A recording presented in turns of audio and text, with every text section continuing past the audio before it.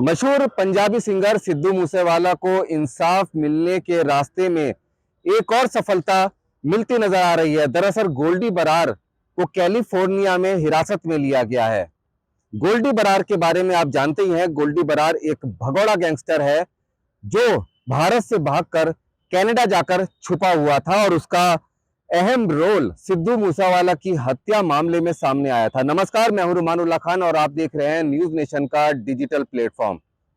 सिद्धू मूसेवाला जिसको करोड़ों हिंदुस्तानी बेहद ज्यादा प्यार किया करते थे, लेकिन सिद्धू मूसेवाला के ऊपर ताबड़तोड़ गोलियां चलाकर उसकी हत्या कर दी गई। सिद्धू मूसेवाले की हत्या करने के बाद गैंगस्टर्स में मानो एक तरह से होड़ लग गई कि जिम्मेदारी कौन लेगा। गोल्डी बरार हो, लॉरेंस बिश्नोई हो, काला जठेरी हो या कई दूसरे गैंगस्टर हो, उन्होंने सिद्धू मूसेवाला की हत्या की जिम्मेदारी सोशल मीडिया पर ली। उनके गुर्गों ने सोशल मीडिया पर सिद्धू मूसेवाला की हत्या की जिम्मेदारी ली। मामला सिर्फ इतना ही यहीं तक नहीं रुका, बल्कि इनके विरोधी गैंग जैसे दविंदर बंबिया गैंग हो या फिर दूसरे गैंगस्टर जो जेल के अंदर बंद हैं, उन्होंने बदला लेने की बात कही। उन्होंने कहा कि सिद्धू मूसेवाला की हत्या का बदला लिया जाएगा। दरअसल लॉरेंस बिश्नोई जो तिहाड़ जेल के अंदर बंद था, उसने ये कहा कि उसके करीबी दोस्त और बड़े भाई जैसे विक्की मित्तू खेड़ा की जो हत्या दविंदर बंबिया गैंग ने की थी, उसमें कहीं ना कहीं सिद्धू मूसेवाला का हाथ भी था। ऐसा आरोप लगाते हुए सिद्धू मूसेवाला की साजिशन हत्या करवाई गई और इसकी जिम्मेदारी ली लॉरेंस बिश्नोई ने। लॉरेंस बिश्नोई तिहाड़ जेल के अंदर बंद था जिस समय यह हत्या हुई, लेकिन गोल्डी बरार फरार था। ये तमाम लॉजिस्टिक जो हत्या के लिए प्रोवाइड कराए गए थे वो गोल्डी बरार के जरिए ही प्रोवाइड कराए गए थे। केकड़ा नाम के शख्स को रेकी की जिम्मेदारी दी गई थी चंद हजार रुपए के लिए। केकड़ा जो नशे का आदी था, उसने सिर्फ इसलिए कि सीधे गोल्डी बरार जैसे गैंगस्टर से उसकी बात हो रही है, उसने सिद्धू मूसेवाला के घर पर फैन बनकर एंट्री ली। लगातार वो रेकी करता रहा और जब सिद्धू मूसेवाला अचानक से अपने घर से बिना सिक्योरिटी गार्ड के, बिना अपनी बुलेट प्रूफ गाड़ी में बैठे थार गाड़ी में सवार होकर निकले, तब वो पिन पॉइंट इंफॉर्मेशन भी केकड़ा ने ही गैंगस्टर्स को दी थी। जिसके बाद बोलेरो मॉड्यूल और एक दूसरा मॉड्यूल जो लगातार सिद्धू मूसेवाला की हत्या करने के लिए आसपास ही डेरा डाले हुए था, उसने पीछा किया और सिद्धू मूसेवाला पर ताबड़तोड़ गोलियां चलाकर सिद्धू मूसेवाला की हत्या कर दी। जिसके बाद देश में उनके, सिर्फ देश ही नहीं विदेशों में भी उनके फैंस गम के माहौल में डूब गए। सिद्धू मूसेवाला की हत्या का बदला लेने की बात गैंगस्टर कर रहे थे, लेकिन उनके फैंस कह रहे थे कि सिद्धू मूसेवाला के हत्यारों को फांसी मिलनी चाहिए। सिद्धू मूसेवाला की जो हत्या हुई है उस मामले में उनको इंसाफ चाहिए था। सिद्धू मूसेवाला के जो पिता हैं, उन्होंने भी तमाम नेताओं से मुलाकात की। एनआईए ने इस बीच में, चूंकि एक मजाक सा बन गया था कि गैंगस्टर क्या इस देश के अंदर इतने पावरफुल हो गए हैं कि किसी की भी हत्या करने के बाद वो सरेआम उसकी जिम्मेदारी लें, बड़ी बड़ी बातें करें, दूसरे गैंगस्टर बदला लेने की बात करें। अब यहीं पर एनआईए ने जांच शुरू की थी। एनआईए ने इस मामले में जांच शुरू की, तब बड़े हैरान करने वाली चीजें सामने आई। पंजाब इंटेलिजेंस से भी उसको इंफॉर्मेशन मिली, आईबी रॉ से भी जानकारियां मिली। पता चला कि पंजाब के गैंगस्टर्स दरअसल पाकिस्तान की खुफिया एजेंसी आईएसआई के लिए काम कर रहे हैं। पाकिस्तान में बैठा हुआ गैंगस्टर से आतंकी बना रिंदा इन तमाम चीजों को रेगुलेट और ऑपरेट कर रहा था आईएसआई के जरिए। इन तमाम गैंगस्टर्स को हथियार मिलते थे, लॉजिस्टिक मिलते थे, बदले में वो आईएसआई के इशारे पर, रिंदा के इशारे पर टारगेट किलिंग करते थे, देश विरोधी गतिविधियों में शामिल थे। इसी के चलते दिल्ली से लेकर पंजाब तक, यहां तक कि हरियाणा में भी कई गैंगस्टर्स के ठिकानों पर एनआईए ने ताबड़तोड़ छापेमारी की। पंजाब और हरियाणा में यूएपीए के तहत अलग अलग 2 मुकदमे दर्ज किए गए और इस मामले में अभी हाल फिलहाल में ही लॉरेंस बिश्नोई को भी एनआईए ने गिरफ्तार किया है। उससे पूछताछ की जा रही है आतंकी गैंगस्टर कनेक्शन में। लेकिन इसमें सबसे बड़ा नाम जो उभरकर सामने आया वो नाम था गोल्डी बरार का। गोल्डी बरार के ऊपर 16-17 के करीब मुकदमे दर्ज हैं। सिद्धू मूसेवाला की हत्या कराने में सबसे बड़ा रोल गोल्डी बरार का ही था। गोल्डी बरार फरार हो गया था, भगोड़ा है, तमाम राज्यों की, कई राज्यों की पुलिस उसको तलाश कर रही है। जिसके बाद वो भगोड़ा हो गया था और बताया जाता है कि स्टूडेंट वीजा पर वो कनाडा चला गया था और वहां पर नाम बदलकर, कभी ट्रक ड्राइवर बनकर वहां पर रह रहा था, लेकिन अपने तमाम गैंग्स को वो ऑपरेट कर रहा था।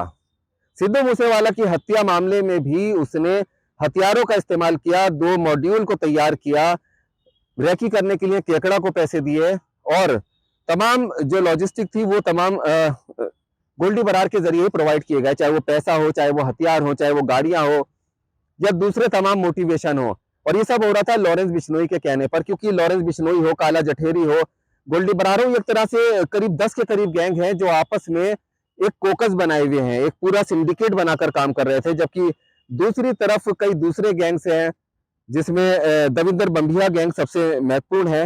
ये तमाम उसके विरोध में, वो भी करीब 10-11 गैंग है जो उसके विरोध में अपनी सत्ता को हासिल करने की कोशिश में जुटे हुए थे। सिद्धू मूसेवाला की हत्या हो गई और उसके बाद गोल्डी बरार कनाडा में था, लेकिन कनाडा के अंदर भारतीय एजेंसीज का भी दखल था। साथ ही साथ सिद्धू मूसेवाला के फैंस भी बहुत बड़ी तादाद में कनाडा के अंदर थे, और साथ ही दविंदर बंबिया गैंग के लोग भी कनाडा में मौजूद थे। तो ऐसी स्थिति में गोल्डी बरार को खतरा महसूस हुआ, और एजेंसीज को इस बारे में पहले इनपुट मिल गया था कि गोल्डी बरार यहां से फरार होने की फिराक में है। जिसके बाद गोल्डी बरार कनाडा से फरार होकर कैलिफोर्निया चला गया।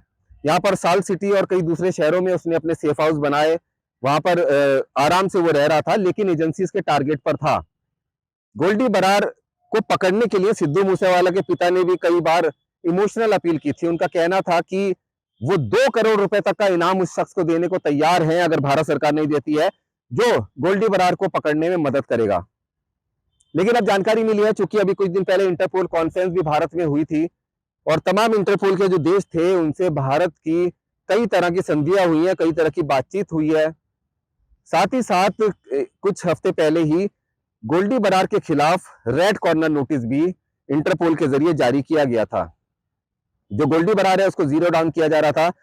भारत की खुफिया एजेंसी भी इस बारे में जुटी हुई थी, और लगातार गोल्डी बरार की जो इन्फॉर्मेशन थी वो दूसरे देशों की एजेंसीज के साथ साझा की जा रही थी। जिसके बाद ये साफ हो गया कि गोल्डी बरार कैलिफोर्निया में है। बताया जा रहा है कि 20 नवंबर के बाद से ही गोल्डी बरार को हिरासत में लिया गया था। कैलिफोर्निया की पुलिस ने गोल्डी बरार को हिरासत में लिया है, उससे पूछताछ की जा रही है। लेकिन क्योंकि प्रत्यर्पण के लिए कई तमाम चीजें, फॉर्मेलिटी जरूरी होती हैं, भारत में प्रत्यर्पण के लिए अर्जी लगाने जा रही है। एमईए के थ्रू ये तमाम चीजें होंगी, और सीबीआई इस पूरे मामले में नोडल एजेंसी होती है जो किसी भी भगोड़े अपराधी को जो किसी दूसरे देश में होता है वहां से प्रत्यर्पण करके भारत लेकर आती है। अभी कैलिफोर्निया के द्वारा आधिकारिक तौर पर भारत सरकार को इस बारे में जानकारी नहीं दी गई है, लेकिन खुफिया एजेंसीज को पता है। खुफिया एजेंसीज के सोर्स बता रहे हैं कि 20 नवंबर करीब से ही गोल्डी बरार कैलिफोर्निया पुलिस की हिरासत में है। और सीधे तौर पर गोल्डी बरार का रोल यहाँ पर भी अहम हो जाता है, क्योंकि पाकिस्तान की खुफिया एजेंसी आईएसआई और गैंगस्टर्स के बीच में बड़ी कड़ी गोल्डी बरार है। तमाम हथियारों की जो खेप आईएसआई ड्रोन के जरिए पंजाब में भेजती है, उसका कहीं ना कहीं लिंकेज गोल्डी बरार से रहता है।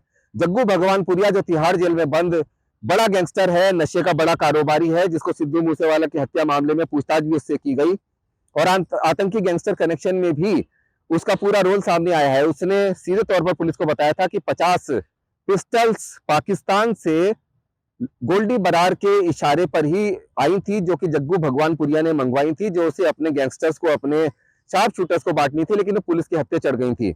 ऐसी कई खेप्स हैं जो ड्रोन के जरिए पाकिस्तान से आई हैं, और वो तमाम हथियार पाकिस्तान से रिंदा के जरिए गोल्डी बरार ही मंगवाया करता था। सिद्धू मूसेवाला की हत्या में भी जो तमाम हथियार शामिल हुए थे वो सभी गोल्डी बरार ने ही मंगाए थे, जिसमें आईएसआई के जरिए वो तमाम हथियार भारत में आए थे। एक बड़ा नेक्सस है जो आतंकी गैंगस्टर गठजोड़ के बीच में है, और इसमें एक महत्वपूर्ण कड़ी गोल्डी बरार है। हालांकि रिंदा जो आतंकी बन गया था गैंगस्टर से, और पाकिस्तान की खुफिया एजेंसी आईएसआई के इशारे पर वो नाच रहा था, उसकी अभी कुछ दिन पहले मौत हो गई है। ड्रग्स के ओवरडोज से उसकी मौत हो गई। उसकी मौत के बाद कहीं ना कहीं पाकिस्तान की खुफिया एजेंसी आईएसआई भी हैरान थी, और आईएसआई ने उसके शव को अपने कब्जे में लेकर जांच वगैरह भी शुरू की थी। भारत के एक दुश्मन मारा जा चुका है, और दूसरा दुश्मन कैलिफोर्निया में उसकी लोकेशन ट्रेस हुई है, जिसके प्रत्यर्पण की कोशिशें लगातार की जा रही हैं। उम्मीद है कि जल्दी गोल्डी बरार को भारत लाया जाएगा, क्योंकि गोल्डी बरार वो कड़ी है कि उससे पूछताछ के बाद, उसके भारत आने के बाद कई अहम राज जो पाकिस्तान को बेनकाब करते हैं, पाकिस्तान की खुफिया एजेंसी आईएसआई को बेनकाब करते हैं, और भारत के अंदर देश के कई ऐसे दुश्मन छुपे हुए हैं जो गोल्डी बरार के पूछताछ के बाद बेनकाब जरूर होंगे। और साथ ही सिद्धू मूसेवाला की हत्या मामले में जिसके हाथ में तमाम कठपुतलियों की डोर थी, वो शख्स गोल्डी बरार भी अब भारत आ जाएगा। तो कहीं ना कहीं सिद्धू मूसेवाला को जो इंसाफ की आस सिद्धू मूसेवाला के फैंस और परिवार को है, वो जल्द ही पूरी होती भी नजर आएगी। इस खास पेशकश में फिलहाल इतना ही। नमस्कार।